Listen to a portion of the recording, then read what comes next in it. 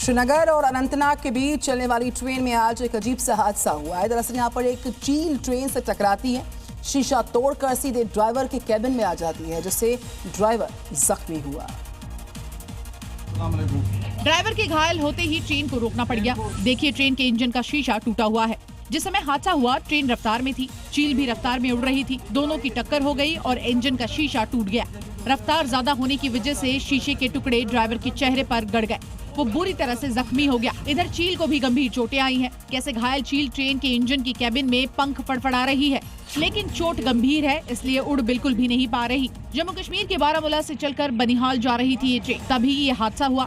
Train को Anantnag railway station पर रोक दिया गया। ड्राइवर का इलाज कराया गया और तब जाकर ट्रेन आगे के सफर के लिए रवाना हुई। और अब इस घटना का एक वीडियो जमकर वायरल है। और वायु प्रदूषण पर ये ब्रेकिंग न्यूज दिल्ली से आ रही है। AQI 400 के पार कई इलाकों में पहुंच गया। तो देखिए, दिल्ली की हवा दिन पर दिन खराब होती जा रही है, सांस लेने में दिक्कत होती जा रही है। बवाना और वजीरपुर में तो एयर क्वालिटी इंडेक्स 436 दर्ज हुआ है।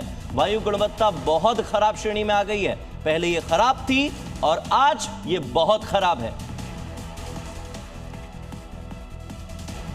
बच्चे शरारत करते हैं, लेकिन शरारत कहीं उनकी जान की दुश्मन न बन जाए। ये ड्यूटी उनके पेरेंट्स की होती है कि वो ऐसी गलतियां करने न पाए, शरारत करने न पाए। मामला यूपी के कासगंज का है। क्या है पूरा मामला, देखिए। पुलिस गिरफ्त में दिख रहे ये वही शख्स हैं जो हथियार बनाते थे। लछुआड़ के गौहरनगर गांव में ये हथियार की फैक्ट्री चला रहे थे। पुलिस ने अवैध हथियार फैक्ट्री चलाने वाले पिता पुत्र के साथ एक मिस्त्री को भी गिरफ्तार किया है। इस अवैध हथियार फैक्ट्री में कट्टा, बंदूक और दूसरे हथियार बनाए जाते थे। बिहार, झारखंड के अलावा दूसरे राज्यों में यहाँ के बने हथियारों की सप्लाई होती थी। दूसरे चरण के चुनाव से पहले इस अवैध हथियार की फैक्ट्री का खुलासा कर पुलिस ने बड़ी सफलता हासिल की है।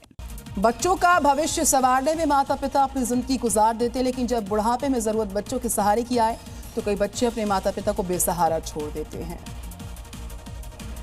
ठीक इनकी ही तरह एटा के जलेसर कोतवाली में बैठे ये दोनों पति पत्नी हैं। 4 दिन से भूखे हैं। ऐसा नहीं है कि इनका कोई नहीं है, 2 बेटों पर भरा पूरा परिवार है, लेकिन बुढ़ापे में कोई इनकी देखभाल नहीं कर रहा। थक हार कर ये थाने पहुँचे। लड़के परेशान करते हैं, खाने पीने को नहीं दे रहे हमको। थाना प्रभारी ने इनकी शिकायत सुनी, फिर खाना खिलाया। इसके बाद इनके बेटे और बहुओं को थाने बुलाया और आगे से देखभाल नहीं करने पर कार्रवाई की चेतावनी दी। हमारे देश में बुजुर्गों का खास ख्याल रखा जाता है। बच्चे ही बुढ़ापे में उनका सहारा होते हैं। ये दुर्भाग्य की बात है कि बुढ़ापे में माता पिता को 4 दिन भूखे रहना पड़ा और इसके लिए थाने आना पड़ा।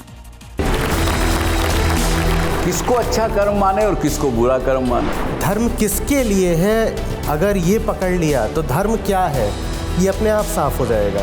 क्या आप भी सहमत हैं कि कर्म ही धर्म है? ये परंपराएं, ये रस्मों रिवाज, इनका धर्म से दूर दूर तक कोई लेना देना नहीं है। आचार्य जी, ये इतना अंतर्द्वंद क्यों?